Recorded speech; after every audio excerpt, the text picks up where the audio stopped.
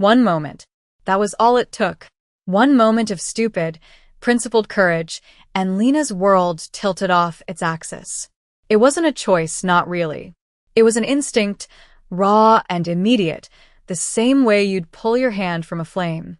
The air in Aria, the city's most pretentious temple to gastronomy, was thick with the scent of money and seared scallops. Lena had been breathing that air for 12 hours, her feet screaming inside her sensible black shoes, a polite smile cemented on her face. She was a ghost in this world, refilling crystal water glasses and clearing away plates smeared with $1,000 sauces, her own reality of overdue rent and her grandmother's pharmacy bills a universe away. Then Victoria Sterling, a piranha in a beige dress, decided to make a scene. Her voice, a weapon sharpened on years of boardroom takeovers, sliced through the restaurant's curated hum.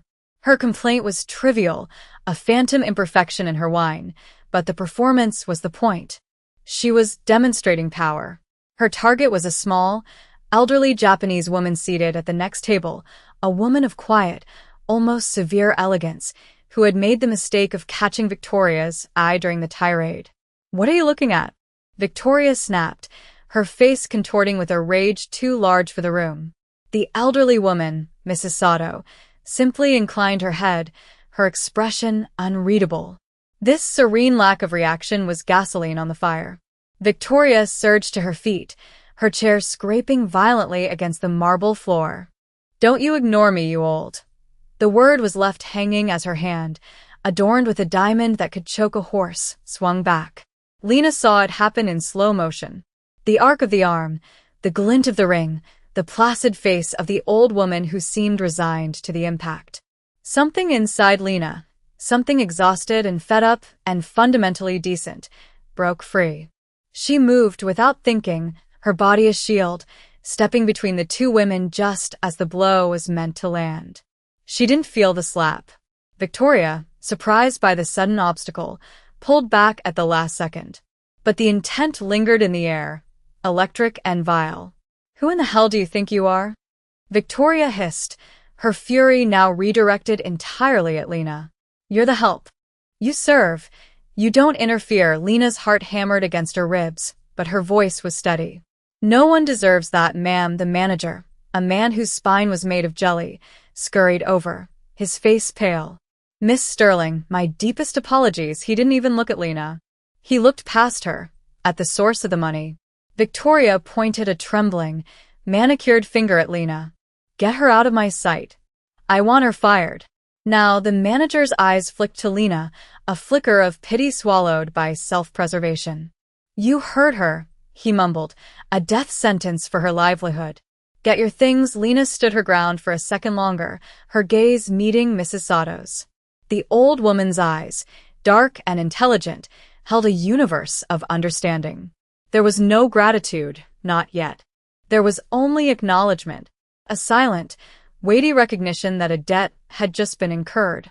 And in that world Lena was about to learn, debts were always paid. The cold night air was a shock after the manufactured warmth of Aria. The door clicked shut behind her, a final, definitive sound. Fired. The word echoed in the sudden, ringing silence of the alleyway. Her red vest and apron were balled up in her bag, feeling like artifacts from another life. Just minutes ago, she was a person with a job, a precarious but functional rung on the ladder of survival. Now she was nothing. The weight of it pressed down, suffocating. It wasn't just the loss of income, though that was a terrifying, immediate monster. It was the public stripping of her dignity. Victoria Sterling hadn't just gotten her fired, she had unmade her in front of a room full of people who saw her as less than furniture. The manager hadn't even used her name. She was just an inconvenience to be removed. She walked the 6 blocks to the bus stop, the glittering towers of the city mocking her. Each window was a life she couldn't afford, a world she could only serve. Her grandmother's face swam in her mind. The prescriptions weren't cheap. The special food she needed wasn't cheap. Lena was the wall standing between her grandmother's fragile health and the abyss. That wall now had a gaping hole in it. The next day was a blur of frantic, fruitless searching. She polished her resume and walked into every upscale restaurant in a 20-block radius. The response was always the same, a polite but firm refusal. By the third rejection, a pattern emerged. The hostesses would look at her resume, their eyes would widen slightly in recognition, and a cool mask would descend. "We're not hiring right now, but we'll keep your information on file." It was a lie, and they both knew it. Victoria Sterling hadn't just gotten her fired. She'd salted the earth behind her. A few phone calls from a woman of her stature were all it took to brand Lena as difficult, a troublemaker. She was blacklisted. Desperation began to curdle into a cold, hard knot of fear in her stomach. She sat on a park bench, the city's relentless energy a stark contrast to her own inertia. She had $47 in her bank account. Rent was due in a week. She had done the right thing. She had protected a vulnerable old woman from a bully. And for that, the system, the whole damn machinery of wealth and power, had chewed her up and spit her out. She was scrolling through low-paying temp jobs on her phone, the kind that would barely cover the bus fare to get there, when a shadow fell over her. A long, impossibly sleek black car had pulled up to the curb, its engine a deep, contented purr. It didn't belong in this part of the city. A man in a suit so sharp it could cut glass stepped out from the passenger side. He was tall, impassive, and looked at her not like a person, but like a target that had been acquired. "Lena," he asked. His voice was calm, without inflection. Lena's blood ran cold. This was it. Victoria was sending someone to threaten her, to finish the job. She stood up, her purse clutched like a weapon. "Who are you?" The man simply opened the rear door of the car. "Someone you should talk to. He is waiting." The interior of the car was a silent, leather-scented sanctuary, gliding through the city's chaotic streets as if they didn't exist. Lena sat rigid, her mind racing through a dozen terrifying scenarios. The man beside her, the driver, hadn't spoken another word. They drove for what felt like an eternity, climbing higher and higher into the city's wealthiest stratosphere, a neighborhood of glass towers that scraped the clouds. The car finally eased into a private underground garage and stopped. The man led her to a private elevator that opened directly into a penthouse. The view stole her breath. Floor-to-ceiling windows revealed a panoramic vista of the city she had just been crawling through, now laid out below like a glittering carpet. A man stood with his back to her, looking out at the view. He was tall and lean, dressed in a simple dark sweater and trousers that screamed bespoke tailoring. When he turned, his face was a study in controlled stillness. His eyes were dark, sharp, and missed nothing. He was handsome in a severe, almost dangerous way. "Miss Lena," he said. His voice was a low, quiet rumble that commanded attention. "Thank you for coming," he gestured to a minimalist sofa. "Please," she didn't move. "Who are you? What is this about?" He gave a small, almost imperceptible sigh, as if disappointed by the necessity of explanation. "My name is Jae-hoon Kang. The woman you protected at the restaurant last night was my mother." The name didn't mean anything to her, but the tone did. It was the tone of a man who didn't need his name to mean anything. His presence was enough. Suddenly, the quiet elegance of Mrs. Sato made sense. It wasn't the fragility of old age. It was the serene confidence of a queen mother. Jae-hoon walked over to a bar and poured 2 glasses of water, his movements economical and precise. He handed one to her. "My mother was very impressed by your courage." She found it noteworthy. He took a sip from his own glass, his eyes never leaving her face. "She was also very displeased by the consequences you suffered for it." "So, am I?" He knew. He knew about her job, about the blacklisting. Of course he did. A man who lived in a place like this didn't have to guess about the struggles of people like her. He could purchase the information like groceries.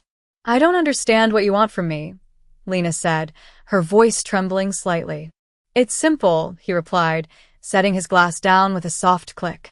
"Victoria Sterling attempted to strike my mother. This is an insult that cannot be ignored. A debt has been created. I intend to collect. However, your involvement complicates things. You are now a loose end, a potential target for a woman who dislikes witnesses to her tantrums." He paused, letting the weight of his words sink in. "I am offering you a solution. A contract. You will work for me. Your duties will be minimal. Your silence and discretion are all I require. In return, I will provide you with a new apartment, a generous salary, and my absolute protection. No one will harm you, and I will deal with Victoria Sterling. The debt will be paid, and you will be safe while it happens. The apartment he gave her was in a different building, a sleek, anonymous high-rise with security that rivaled a fortress. It was beautiful, sterile, and felt less like a home and more like a gilded cage. It was filled with new furniture, new clothes in the closet that were her exact size, and a fully stocked kitchen. The silence was the loudest thing in it. For the first few days, Lena did nothing but sleep and stare out the window at a city that no longer felt like hers. She was a ghost again, but this time, she was haunting a life of luxury instead of poverty. She had exchanged one form of powerlessness for another. Jae-hoon was as good as his word. A bank card arrived by courier with a balance that made her dizzy. He communicated only through brief, formal texts sent by his assistant. Is there anything you require? Her only duty, it seemed, was to exist quietly while a war she couldn't comprehend was waged on her behalf. She started watching the financial news channels, a habit she'd never had before. She needed to see it, to believe it was real. And then it happened. The first strike. A churn scrolled across the bottom of the screen, Sterling Enterprises stock in freefall amid scandal. A smug-looking analyst began detailing a devastating, anonymous leak. Apparently, Victoria Sterling's flagship tech project, the one her entire company's future was pinned on, was a complete fraud. The prototypes were faulty, the data had been falsified, and investors had been lied to for years. The leak was surgical, providing internal emails, doctor reports, and damning testimonials from a former engineer. Victoria appeared on camera for a press conference, her face a mask of brittle fury.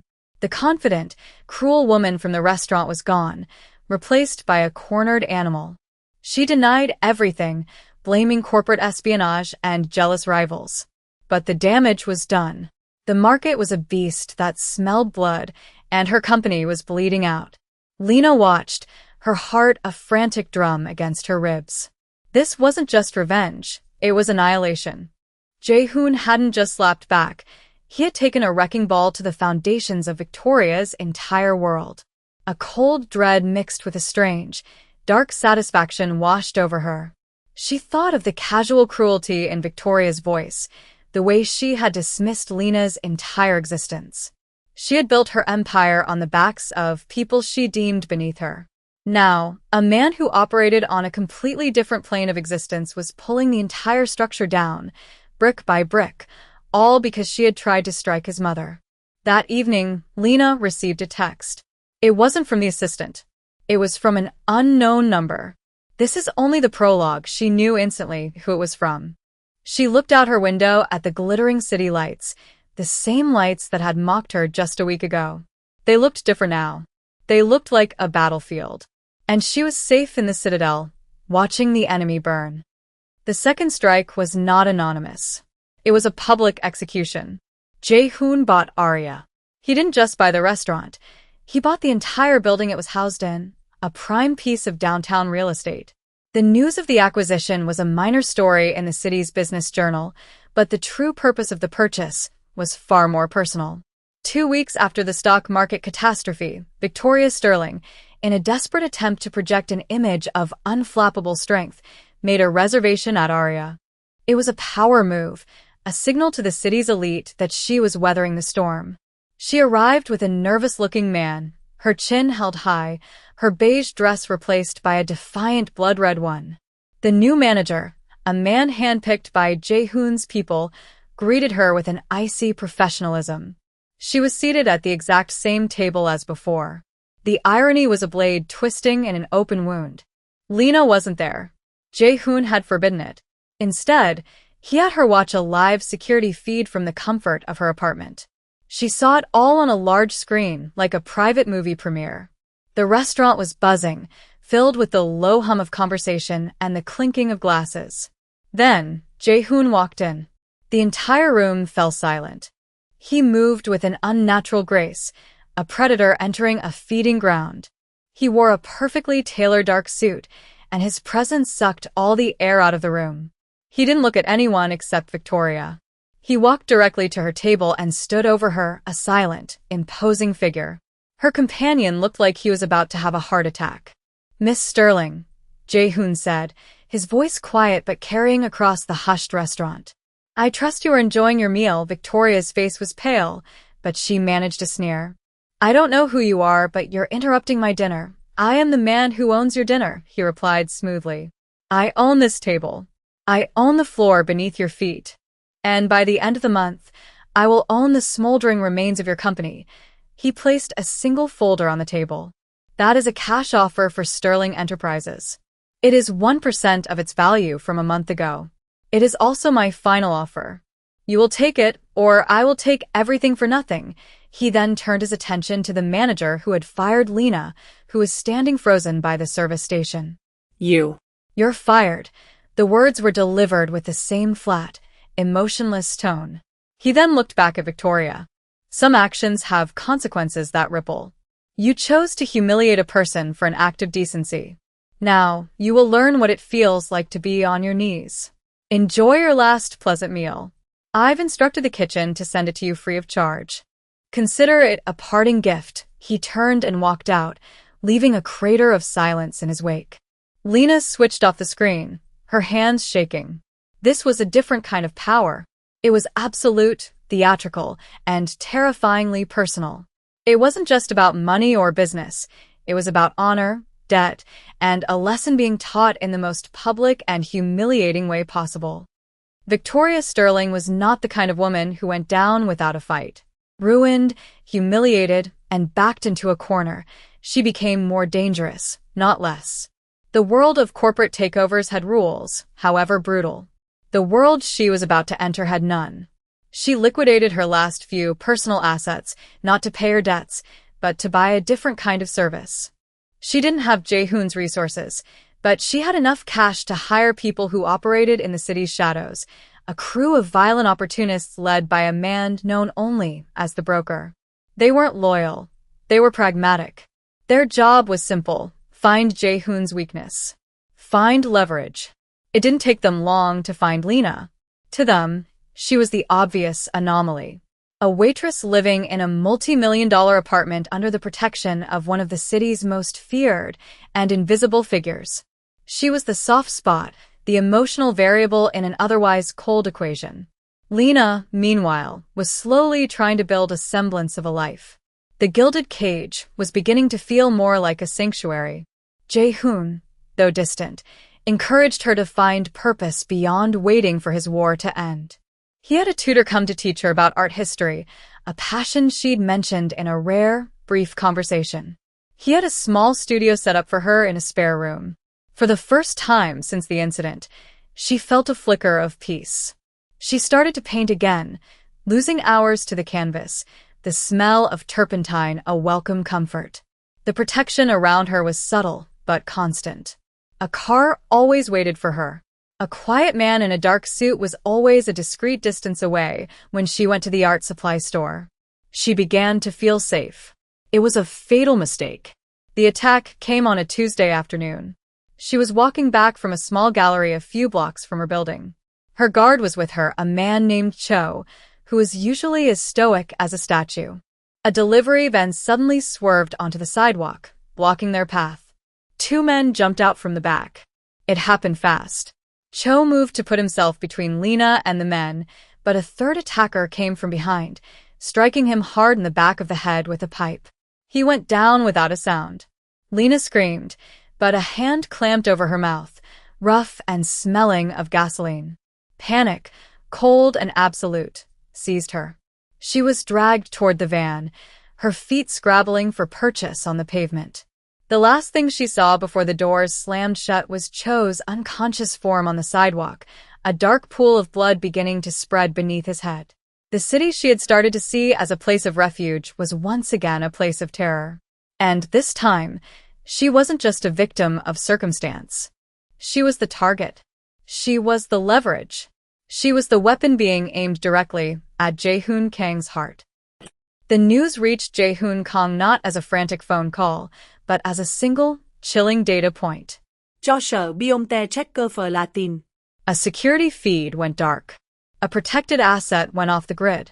For a man who lived by information and control, it was the digital equivalent of a declaration of war. He was in his office, a sterile space of glass and steel high above the city, when his head of security, a scarred ex-Special Forces soldier, entered without knocking. "It's Lena," he said, his voice grim. She's gone. In that instant, the calm, strategic businessman vanished. The cold, controlled predator who had dismantled Victoria Sterling's empire was gone, too. What replaced them was something else entirely. Something ancient and apocalyptic. It was a storm gathering behind his eyes, a stillness that promised nothing but utter devastation. He didn't speak for a full minute. The silence in the room was absolute, heavy with the weight of what was to come. When he finally looked up, his voice was unnervingly soft. "Find out who. Find out where. Use everyone." The command was simple, but the implication was immense. Everyone meant the entire hidden machinery of his organization, the network of spies, enforcers, and hackers that kept his world turning. He was turning his entire invisible empire toward a single purpose: her retrieval. "And the rules?" his security chief asked, the question hanging in the air. "There are no rules," Jae-hoon said, his voice like chipping ice. "Burn the city down if you have to. I want her back." The next few hours were a masterclass in controlled chaos. The city's digital infrastructure became his personal playground. Traffic cameras were hijacked, cell signals were traced, and financial records were ripped open. His men moved through the underworld like ghosts, shaking down informants, breaking down doors, and leaving a trail of fear in their wake. They found the link to the broker within 3 hours. They found the location, a derelict warehouse in the industrial district, in 4. Jae-hoon didn't wait for a tactical team to assemble. He went himself, accompanied by only his 2 most trusted men. He drove, breaking every traffic law, the city lights a blur of red and white. This wasn't business. This wasn't revenge for an insult. This was personal. This was a line that had been crossed, a promise of protection that had been violated. He arrived at the warehouse as darkness fell. He didn't storm the entrance.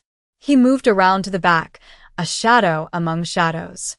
He could hear voices inside, coarse and triumphant. They thought they had time. They thought they had leverage. They had no idea what was coming for them. He kicked the door in. The sound was like a thunderclap. The men inside spun around, their faces a mixture of shock and confusion. Before they could even raise their weapons, Jae-hoon was on them. It wasn't a fight, it was a reaping. His movements were a blur of brutal efficiency. A broken arm, a shattered knee, a throat crushed. He moved through them without a single wasted motion, his face a mask of cold, focused fury. He saw Lena tied to a chair in the corner of the room, her eyes wide with terror. He met her gaze for a split second, a silent promise passing between them. "It's over." He dispatched the last man and walked to her, ignoring the groaning bodies on the floor. He knelt before her and gently cut the ropes binding her wrists. "Are you hurt?" he asked, his voice rough with emotion he couldn't hide. She shook her head, unable to speak, tears streaming down her face. He pulled her into his arms, holding her tightly against him, shielding her from the carnage he had wrought. The storm had passed, and in its wake, he was just a man, holding the one thing in the world he couldn't bear to lose. He took her back to the penthouse, not the secure apartment. The gilded cage was no longer enough. Only the heart of his fortress would do. He dismissed everyone, sealing the 2 of them inside the silent, glass-walled sanctuary high above the city. The adrenaline had faded, leaving Lena shaking and raw. He led her to a sofa, wrapping her in a soft cashmere blanket. He disappeared for a moment and returned with a glass of water and a first aid kit, even though she wasn't physically injured. It was a gesture of care, a need to fix something, anything. He sat on the floor in front of her, dabbing a small cut on her cheek she hadn't even realized was there with an antiseptic wipe. His hands, which had just delivered such swift and terrible violence, were now impossibly gentle. "I am sorry," he said, his voice low and strained. "I promised you protection. I failed." Lena finally found her voice, a hoarse whisper. "You came for me." It wasn't an accusation. It was a statement of awe. She had seen the look in his eyes when he'd burst through that door. It wasn't the look of a boss retrieving an asset. It was something deeper, something fiercely personal. "I will always come for you," he said, his gaze intense. He looked away, toward the glittering city below. "My mother, she is a very strong woman.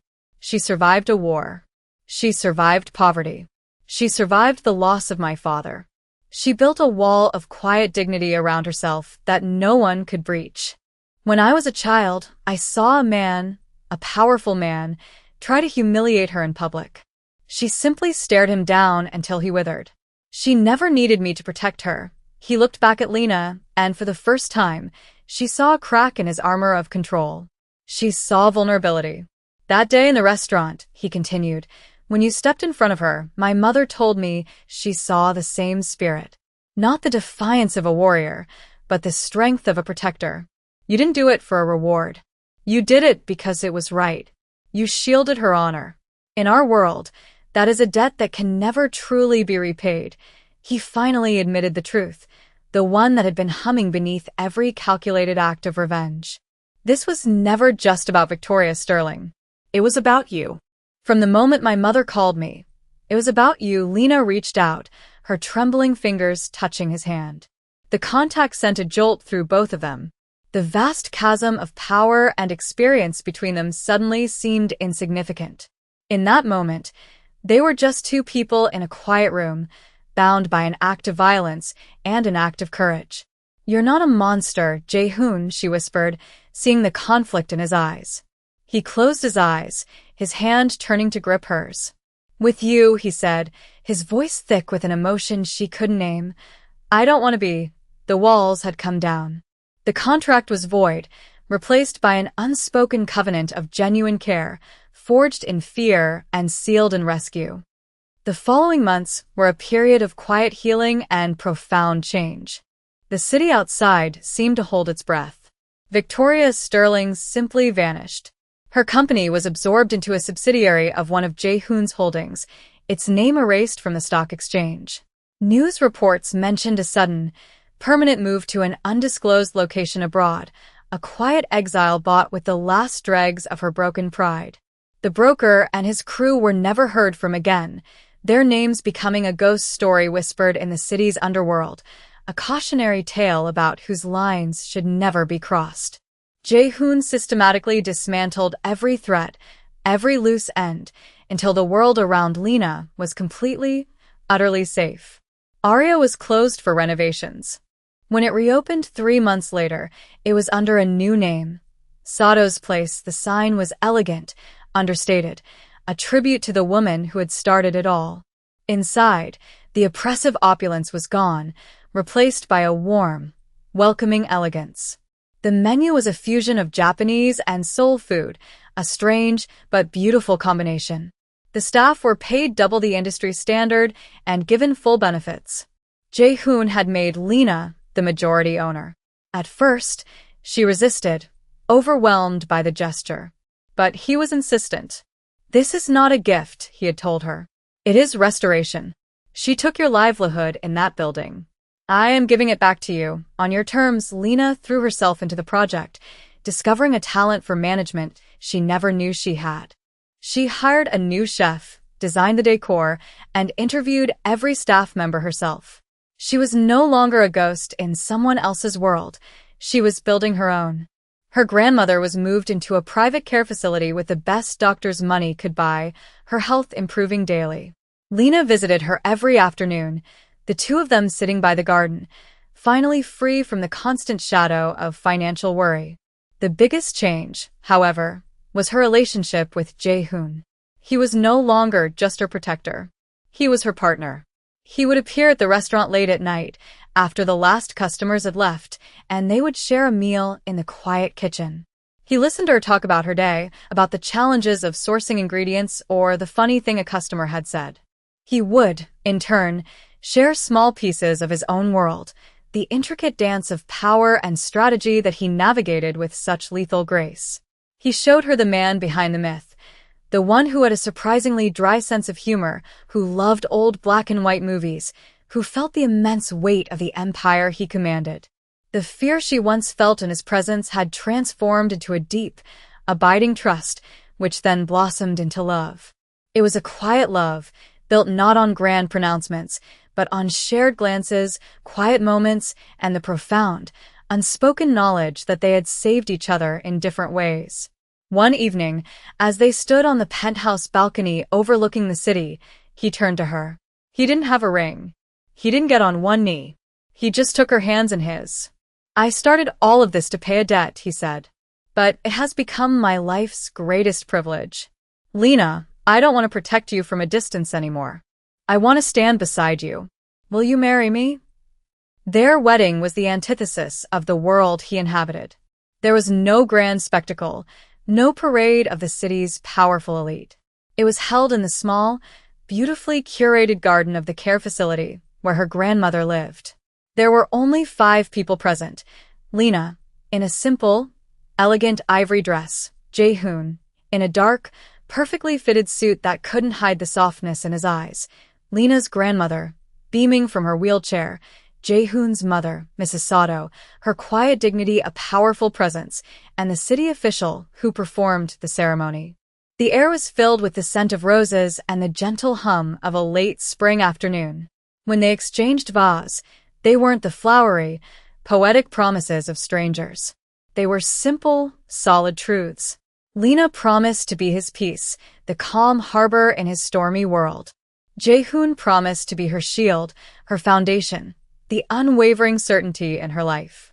When he slid the ring onto her finger, a simple platinum band with a single, flawless diamond, it wasn't a symbol of ownership or wealth.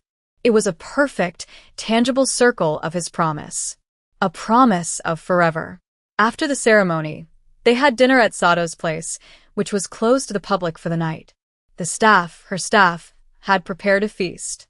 They toasted with champagne, their small group feeling more like a true family than any of them had known before. Mrs. Sato raised her glass, her dark eyes twinkling. "To my son, who has finally learned that true strength is not in being unbreakable, but in knowing who is worth breaking for." Later that night, Lena and Jae-hoon stood once more on the penthouse balcony. The city sprawled before them, a tapestry of a million lights, a million stories. It was the same view that had once terrified her, a symbol of everything she couldn't have. Now, it was just a backdrop to her life, a kingdom she shared with the man beside her. She leaned her head against his shoulder, feeling the solid strength of him. He wrapped his arm around her, holding her close. The air was cool, the silence comfortable and complete. It was the quiet at the end of a long, brutal war. Peace. Stability. Safety. They were no longer abstract concepts. They were the air she breathed. "No one will ever hurt you again," he whispered, his voice a low rumble against her ear. It was the same promise he had made in the beginning, a declaration of intent from a powerful man. But now, the words were different. They were not a threat aimed at the world. They were a vow, spoken from the heart of a husband to his wife. A promise of a lifetime of sunrises, of quiet evenings, of a love that had been forged in a single, defiant act of courage and paid for with a vengeance that had, against all odds, led them both home.